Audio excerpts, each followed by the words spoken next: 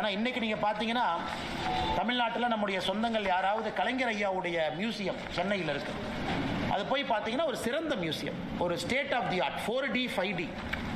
ஆனால் தன்னுடைய தந்தையார் அவர்களுக்கு நம்முடைய முதலமைச்சர் அவர்கள் அவ்வளவு நிதி போட்டு ஒரு கலைஞர் மியூசியத்தை அடுத்த கட்டத்துக்கு எடுத்துகிட்டு போயிருக்காங்க. நாங்கள் வரவேற்கிறோம். தமிழ்நாட்டினுடைய முதலமைச்சர் எல்லாம் போய் பார்க்கணும், என்ன செஞ்சுருக்காருன்னு பார்க்கணும்.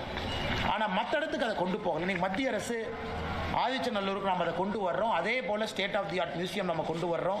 அது நிச்சயமாக பல பேர்த்துக்கு பயன் பெறும். அன்பு சொந்தங்களே, இதையெல்லாம் தாண்டி ரயில்வே துறையை பொறுத்தவரை மிக முக்கியமாக 2-3 விஷயங்கள் உங்களுக்கு சொல்லணும். 2026-27 ஒரு சரித்திர ஆண்டு ரயில்வேயை பொறுத்த வரைக்கும் தமிழ்நாட்டுக்கு 7611 கோடி ரூபாய் ஒதுக்கி இருக்கிறாங்க.